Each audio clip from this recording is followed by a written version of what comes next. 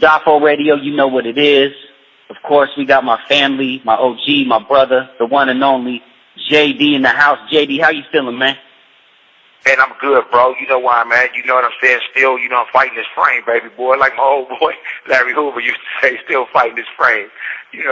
I'm good, though, man. Trying to get my stuff on track, man. Just released that new novel, you know what I'm saying? And I got to check in with you. Oh, of course. So, you know what? Let's get right to it, my man, because that's a big deal, releasing, a whole novel. So tell the people the name, and before we get too deep into it, just kind of the main plot and what they're looking at when they purchase it. Okay, well, the name of the book is He Loves Me Not. It's released on Amazon. I got it streaming live on Amazon right now, and it's also in paperback. I launched a company with my wife and this Creole Soul Publishing Group. So we launched this little company, man, and I wanted to kind of get this book out here, man, because it's a void out west, man, when it comes to urban literature, man, and we don't have too much representation. So what I wanted to do was... This call and your telephone number will be monitored and recorded. You see, I'm in the joint, like I said. I just wanted to put something out there that, readers can, get familiarized with, you know what I'm saying? They can relate to, you know what I'm saying? Absolutely, absolutely. Now, was it being a writer already, or lyricist and everything that you already are, and obviously people know the legend and what kind of hip hop you did and what you talked about, you know what I'm saying? And was it a transition to do a book, honestly?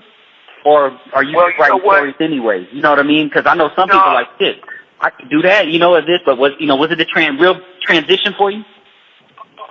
It was, in the sense that there was no music to it. So it wasn't let's say, how can I say this? I wasn't rhyming, so the book doesn't rhyme. It's not a nursery rhyme. There was no music to go to it. But one thing that made me pissed off more than anything is I wanted to release some music back in 08 and 09, and it was mic blocking. Every nigga that I tried to holler at was mic blocking, wouldn't let me on, wouldn't let me do nothing over the phone. So I got pissed off, and as I was laying back in bed reading this novel called Dutch, I got to thinking, man, you know what? I could do this right here, man. Yeah. And as fate would have it, me and my boy Kwame Teague, the brother who wrote Dutch, we actually knew each other, man. So I got into it. I said, let me, I took a creative writing class up at the California Men's Colony, tried to sharpen up my hand, trying to format the story, tell a story. So it came out pretty good. I started off with a short story and sent it to my wife. She my, most critical fucking fan, so I sent it to her. She sent it back, was like, you need to change this, this, and this. So I did it again, and next thing you know, me, J-Dee from the East Siders, and my boy Tony Brown, we dropped a book of short stories called Los Angeles Times. Now, I remember interviewing you back then, and when you guys were, and that was like right when J-Dee was actually released too, right? Right, he was just ready to come home. Just ready to come home. So I said, you know what? So what I did was, after my wife and I sat down and did a little bit of talking, I said, you know what, I'm going to write a book and dedicate it to both of our mothers who had succumbed to different various forms of cancer, breast cancer and colon cancer. And the book is deep, man. It got a lot of supernatural shit in it, coming up out of New Orleans. My wife's family's from New Orleans, so there's some voodoo up in there. But then there's some gangster shit, too, that take place all the way from finished show lines all the way down to Pomona, you know what I mean? Yeah, so, absolutely. I wanted to represent the West Coast, basically represent the West Coast from Sacramento down to San Diego, man. Straight up. Absolutely. Now, you said, you weren't rhyming, there's no, rhythm to it, there's no music to it. When you first started writing, did it seem bland to you? Because I'll tell you what, there's, and not bland, but did it seem like, I would think it seemed so different, because one thing that you taught me, and you had said somebody told you when you was writing rhymes, is that if you write one line, the next line better than the previous one, you're going to have a good song.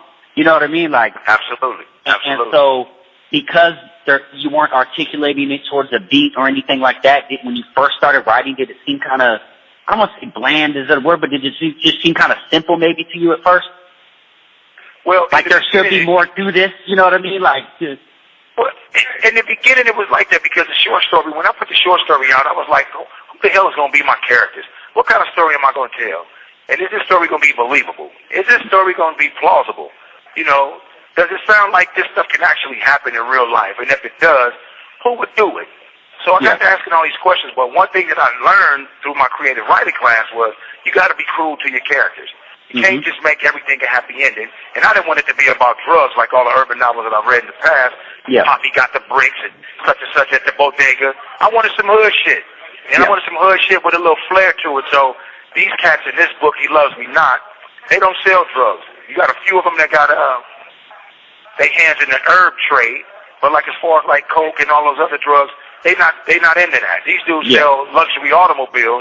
The luxury automobiles that they're selling come from the courtesy of Los Angeles Police Department because they whooped their ass and they sued the police department and they settled for like $10 million. And these dudes are raw. These dudes are gangsters. And they whole clique of killers are called One Team. So when you get the idea about what One Team is about, you can see how this book kind of takes off. Yeah, that's the crew of the goons that's putting all these licks down. These dudes sell these luxury automobiles, and what they do is they sell them to, like, cats that play for the Lakers, you know what I'm saying, the Dodgers, cats that play for the Clippers, the Galaxy. You know, they play for the professional sports, but what they're doing is they set these cats up, you know. And instead of these dudes spending like $350,000 on a Lambo or, you know, $500,000 on a drop rolls, you know, these cats are like robbing these dudes when they come to town for the bread. That's what One Team does. They set up little sports cats and they fill them for their chips. But the big payday comes when the cat named Jameer Dawson meets this chick named Lacey at a pool party in the Hollywood Hills. And they fall head over heels in love, but you know, his thing is always money. So the first thing he does is find out how he can get up in her bank and get some bread. And she worked in the U.S. Bank building downtown. It's a crazy story. It's a love story, bro, but it's also some classic robbery shit. Well, we don't want to tell them too much because we want them to go out and read that motherfucker for sure. Right. Now that you know how they say, you know, music is a stress relief and this and that, did you learn a lot writing a book yourself now? Like writing a novel, did you learn something about yourself and, you know, just the whole thing, the whole learning process? Yeah, it's actually therapeutic, bro. And what I did learn was that I do have a story to tell. And it's funny that you asked that question. Every one of us has a story to tell. But I really had a story to tell, and the cool thing about it is my wife inspired this book. My wife has a crazy family like my family is. And one thing that I did is I took little nuances from her family and blended them with my family, and I created this story, man, that no one would have ever imagined. But I actually was inspired by her. I wrote the book in honor of my mother and her mother, and this tale is so believable. And I even had one of my buddy's moms read the book, and she's an older woman in her 60s, and she couldn't put the book down, bro. So I knew if I could touch all demographics, if I could touch all age groups, all demographics, that maybe I might have something on my hands. But this is completely therapeutic for me, man. And, you know, and I found my peace inside of writing, so I love it. Next to you know, and it's crazy that you say, you know, you want to hit all generations. I think, honestly, nowadays, the way music has changed so much, I think a book is the only thing that can really do that nowadays. Because people have, like, you know, there's different generations that even are hip-hop nowadays. You know, forget all the other genres of music. You know, there's your golden era people, your hip-hop people, the new school shit. You know, new school's even an old school term. You feel me? Like, so exactly. I think with the book, you know, you can only really do that with the book. You know, but and that's what I did. I wanted to have like a representation of everyone in this book. You know, all races, and it's multicultural too. All races, you know, all ethnicities. It's some of everything in here. Filipino chicks, you know, Hispanic chicks, you know, my white partners in there, you know, and then the brothers. And one thing about this book is I didn't focus on the element that everyone focuses on in Los Angeles, which is the gang element. You can't ignore it because it's always been a part of the fabric, but at the same time, it's not the focal point, you know? Yeah. Yep, absolutely, absolutely. So now saying this, and it's crazy because, like, my first single I dropped on iTunes, right? I saw it on iTunes, and I was like, that's so nice. But I want to see, like, 20 of those on there. You feel me? It was like, so you got this book uploaded. You working on something new? Absolutely. I'm working on this. I got 2 of them already that are done, and they're in production right now called Dirty and Dirty Part 2, Sleeping with the Enemy. But what I'm writing right now, and as we actually speak, I just finished sitting down my pen and paper, is a book called Creole Rose. And Creole Rose is basically this little female named Rosemarie, raised in New Orleans. She was raised by heroin-addicted parents. And the mother OD'd in the presence of the father, which kind of made the son in the family estranged from his dad. And he moved out west to California, but Rose became an assassin through the training of her father and one of her Russian connects. Long story short, man, she ends up taking a hit. She ends up taking a job. You know, she's into the line of wet work. This call and your telephone number will be monitored and recorded. She ends up taking a job, and once she accessed the iPad and all the information that's needed, the image that popped up on the iPad is her brother's face. I can't give away too much more than that. Oh, wow. But, yeah, Creole Rose is raw, man, because she's going to struggle with the question, can I kill my brother? You know, can I kill my brother for money? You know, and it's a trip, man, because it's set in New Orleans. You know, I'm all through Holly Grove. I'm all through Lil Wayne neighborhood. I'm in the 7th Ward, the 9th Ward. But it's starting off pretty good. That's what I'm talking about. That's what I'm talking about. But you know the feeling, I'm sure, you know, with tech, you know, we're blessed. Like I said, we've always talked about the double-edged sword of this technology, but to be able to put something on the internet like that and get it to, you know, the whole world, the World Wide Web. But, yeah, man, my first single I dropped, and I was just like, man, that's cool, but, like, I just want to see the whole page filled up. You know, I want to see, like... Absolutely. Hell yeah. That's my goal, man. My goal is to hit Essence bestseller list and then make it to the New York Times bestseller. That's my ultimate goal. Yeah. That's my ultimate high right there when it comes to writing, is to let my folks first honor me through, like, Essence and Ebony. When Essence always put out the bestsellers, you know, and then hopefully make it to the New York Times bestseller list, man, the Los Angeles Times bestseller list. And, you know, the marketing's a lot... Something hard. And, you know, the marketing's a lot different from the music industry as well when you do a book. I mean, like you said, how you can hit all the generations. I mean, there's a lot of you know, distributors and, you know, and, you know, any stores and sellers that you can send a book to, but you can't, you know, not all those places you can send a gangster rap, you know, album and be like, oh, here, you know, cop this and sell this, and, you know, but if it's a book about it, it's almost on a whole different thing. And I'm not saying that the book's about a gangster rap, but just, you know, just in general. People like to read, you know, and here's the thing too, even a non-fictional story to somebody that it didn't happen to, they can, you know, have a fantasy that it's, you know, them or this or that, you know what I'm saying? Yes. And so, you know, people like that because it's kind of an escape. Not everybody can escape from music like the people we know. You know, that was their thing, and that's how they escaped. That's true, too. But there's so many characters I've read over 2,000 books since I've been down, man. And as you know, and as people may know, I've been down 24 years, bro. I'm on my way to the house. But the 24 years that I've spent, I've probably read well over 2,000 books, bro. And one thing that I haven't been able to do is live vicariously through certain characters because being trapped in this old mundane-ass, monotonous-ass world right here, you want to escape. You want to escape from this shit. But one thing that I did notice, bro, is that only young brothers were reading urban novels. I couldn't get them to read anything else. I couldn't get these young black dudes to read anything. And they knew every urban novel by name. But there was none that represented the West Coast. None whatsoever. So I said, you know what? I got to fill this void. So I hooked up with a cat named Ira Hayes from out of Oakland. And we did this little piece called As Solid As They Come. And then I started talking to Anthony Barrow into like, let's do this shit, man. Come on, bro. We could do this. So he was getting into real estate. He thought about getting into real estate, but then he quickly turned into publishing. Then we run into J-Dee on another yard where we were going to play some basketball and handball. And I introduced J-Dee to my boy Tony Barrow, and we was like, fuck it, let's start writing. So Half Money Publishing put together Streets Gonna Cry and Los Angeles Times Urban Tales. So I said, you know what, me and my wife gonna start Creole Soul Publishing Group, and I'm gonna drop He Loves Me Not. That's gonna be my flagship book, you know, in honor of her and in honor of our mothers, man, you know. And, well, let me say, too, because we didn't say it, by the way, congratulations. That should have been the first. That's good. That should have been what I opened the damn show with.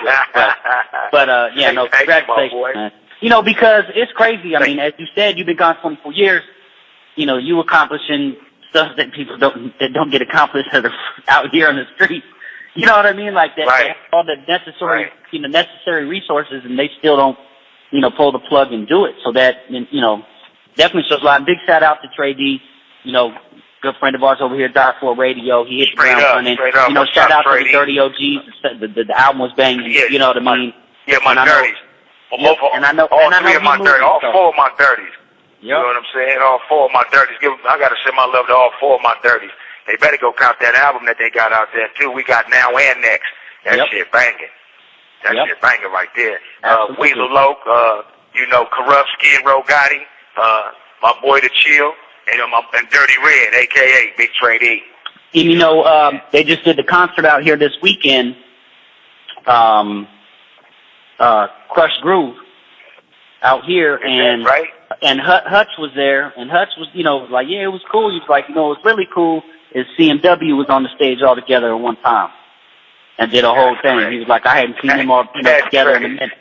So, yeah, you know, look, there's, you know, things are, you know, not to get off from the book, but, you know, just, you know, I think things are slowly turning and starting to look up for the West Coast. There's some really solid cats out here rapping and that care about it. You know, I see a lot of stuff happening with these younger cats, and I'm not, you know, again, we talked about this, I'm not hating on them or anything, but they just don't give a shit. Like, I was in South by Southwest, I saw Migos and all them motherfuckers. They don't care about nothing. Like, they don't even care that they're rapping. No. You know what I mean? Like, they don't even give a shit. They whatever. That's real. But you know what? The solidarity that we display, man, is well overdue. It's it's definitely needed. You know, and it's well overdue, like I said, man. But when we come together, man, and put it together, we can't be stopped. Yep. You know, this is the birth of that good shit, man. The West Coast produces some of the best music ever made, like you said earlier, you on your way home. Straight up. That's going to ignite the fire right there. Exactly. I got that Lench Mafia album I'm working on with Chili Chill called Family Business. I got T-Bone and Shorty in the wings right now. We just finished the legacy stuff that we're doing with Chili Chill. So, you know, outside of music and these books, man, I'm staying busy. Yep. I'm staying real busy, bro. You know, and like my boy Anthony Barrow used to tell me, and I know I'm dropping his name a lot in this interview, but that young nigga, that's my partner right there. And he used to tell me, homie, we going to let time do time, and then we going to just do us. Because I ain't going to get caught up and worried about how to do this time. Time going to do time, and we going to do us. So that's what I adopted, man. Let time do time, and I'ma do me. And by the time I touch down, everything gonna come together like two fat, greasy butt cheeks. You know, it's crazy. I saw you on the album, homie. I saw you on the With Your Bitch Ass album that's everywhere worldwide. Absolutely. Called what was it, track 2 or 3, the other side. You know what I'm saying? The other side. And I thought that was kind of convenient because I hate. Oh, you know, you've been there for 24 years. People know where you are. You feel me?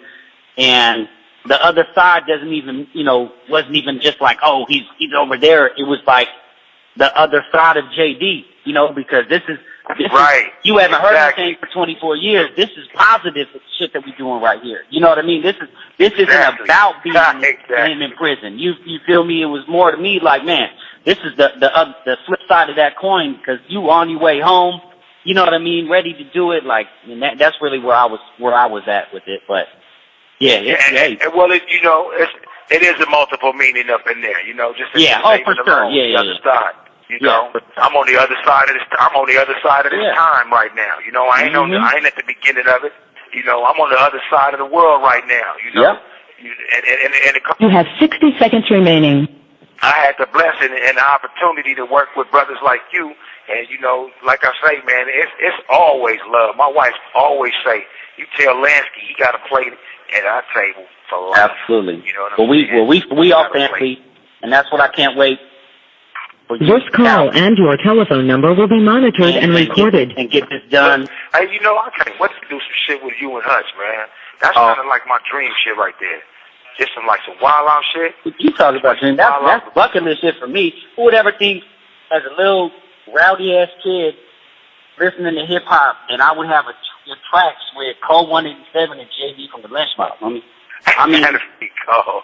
I'm just saying, like, to me, that'd be cold. That's fucking insane. And then with Hutch with Untouchable and fucking Murder Rap and all that, I'm just like, oh my god, like this shit. Hey, that motherfucker, man.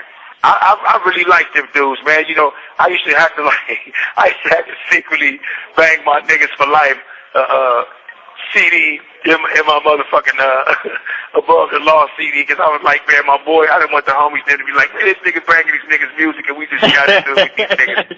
I was like, but both this shit was so hard. Incredible music. I mean, it's unfortunate, you know, the way that things turned out, I guess you would say, or, you know, this and that with both camps, and that it happened that way, but both y'all was so super fucking talented, you know. Right. I'm sure that was happening on the other side too. Like, damn, listen to that. You know what I mean? Yeah, I know. I know. Everybody was doing their clandestine homework and shit, but at the same time, still digging the, you know, the art. You know. Yeah. You don't think? I mean, I give a shout out to my boy too. I gotta give a shout out to her. Oh, man, y'all are icons, man. Y'all are. That's what I'm saying is so crazy about this game is because of that. It's like. That's why I would say do the knowledge, homie. You know what I mean? Just do the knowledge. Yeah. Just do it. Knowledge. Yeah, do the knowledge. Get to the bottom of it. Find out who you are, where you come from. Find out what came before you. You know what I'm saying? Because I guarantee you, homie, and this, you know, I didn't hear this from anybody or anything, but like, when Easy and the camp heard the Chronic, I mean, there was one thing they could say, like, damn, that kind of sounds like the shit we was working on before the split, but at the same time, right. They heard the Chronic, they were like, man, that shit tight. You know what I mean? Like, hell yeah. Hey, I was just reading. I just finished reading Original Gangsters too. I was editing. I was going over my book. He Loves Me Not, tripping off over some of the shit that I wrote. I was like, damn, I forgot I even wrote this and shit, and it kind of surprised me. But in between reading that, I was reading this book, Original Gangsters, by Ben Westhoff. He was an old music editor at LA Weekly. And bro, I swear to God to you, man, this is one motherfucker who finally got it right.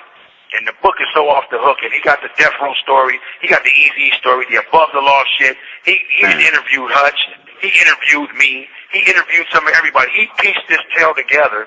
I'm talking about from the Wrecking Crew days with fucking Egyptian Lover and Clientele and all the way up to Tupac and Biggie's murder, bro.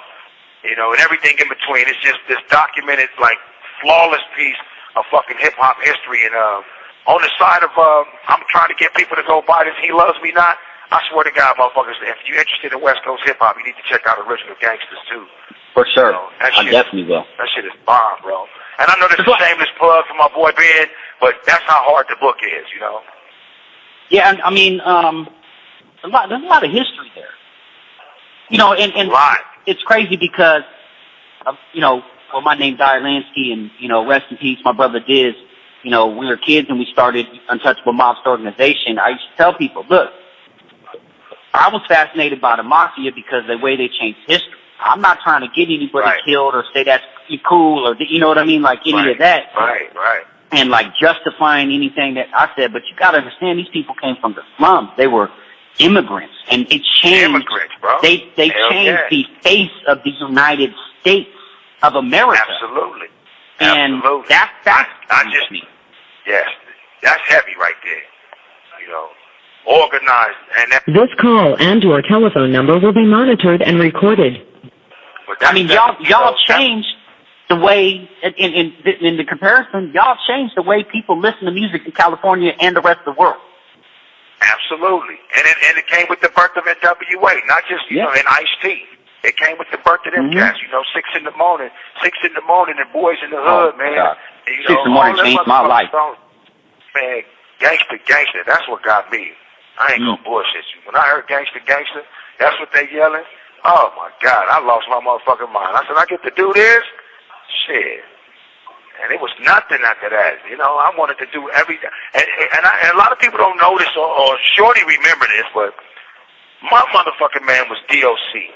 I idolized that dude, bro. I wore everything Los Angeles Kings, tried to grow the goatee, you know what I'm saying? And I was driving to Texas. I was driving to, you know, Wade G and I went out and did South by Southwest. So, you know, we got a long drive ahead of us. We bumping everything, right? Yeah. Man, that album, you know, one of my favorite albums of all time, but just sonically, lyrics, like the way it's put, that album is flawless. No one can do it better. It's a flawless album. It's a flawless piece of motherfucking hip-hop, and it's history, bro. And old motherfucking Doc was hard as I don't know what, man. That was a hard cat. You know? And you know what's crazy about this? That's 1989 that dropped. 89. Motherfuckers was in New York like, oh my gosh, they got a dude out there that can rap, can do metaphors and shit like us. Like, lyrically vicious. Hey, before we run out of time, bro, I want to give a shout out to my whole staff and my whole family at Creole Soul Publishing Group. I want to give a shout out to my man Tyler Busick and his wife Julie. I want to give a shout out to my boy Shane Kinoshita up in San Francisco. I definitely got to give a shout out to my daughters, man, Brittany, Deja, Mickey, Michonne, and Chelsea. I got to give a shout out to my crazy ass wife, Christy, you know, for always keeping the nigga on point and keeping the fire lit up under my ass. And I definitely got to give a shout out to you and Wayne G, bro, for always giving me a platform to speak from, man. You know? Absolutely. And actually, Mad4 is the one that's hosting Die4 Radio nowadays. He's holding it down like crazy. That dude's doing four shows a week. Yeah, that's love. That's love right there, man. So, you know, I got the next blog put together, man. I guess you didn't get the last one, so what I'm going to do is redo this one called Lyrics in Life. And hopefully I can get a decent response from these people because I want to know how lyrics influence life, man. Just like this book influenced me to keep writing, and this book may influence somebody else. You know, I want people to, you know, kind of let me know how lyrics influence them in life. You know? Yep. But don't sleep on He Loves Me Not, y'all. Everybody out there that's listening, you Die4 fans, don't sleep on it. He Loves Me Not by J-Dee Cooper, Creole Soul Publishing Group, live on Amazon.com. Available everywhere. I want to give a shout out to my big brother Jazzy D, man. Jazzy's one of the smartest dudes in the industry, man. Flawless with his game, bro. Impeccable with his step, man. And I've learned so much from that brother when it comes to entertainment and the legality of entertainment. A lot of cats sleep on, you know, what an artist has coming and what an artist deserves. And Jazzy always keeps me up on, you know, what's good and what's right and what's fair for an artist. So I got to give a shout out to Jazzy, man. I love that boy like a motherfucker. That's my brother, man. I trust my family with him. That's how much I love him, bro. Yes, sir. Yes, sir. And he's a grinder, too, man. Woo. He's a real one. Nigga. And he love to squabble, too. So all you motherfuckers think you see him in a three-piece suit and thinking he's square, but the boy got hands. Boy got hands. And I want to give a big shout out to you for always, you know, staying close to the family. Our Die4, you know, we try to hug you down as long as we can, and we ready for you to come home. And I'm on my way. On my way, my boy. I'm on my way. You ain't got to say cuz every other word either no more. But yeah, man, definitely. Everybody, Die4 Radio, you already know. Pleasure being with us. Go check out the blog that he has, J-Dee the Jew, Die4mag.com. You can find it on, you know, Die4productions.com or Die4clothinginc.com. It's everywhere. And, you know, big salute to you, man. We can't wait to see you when you come home. Tell them like this. You know what I'm saying? Shalom, bitches.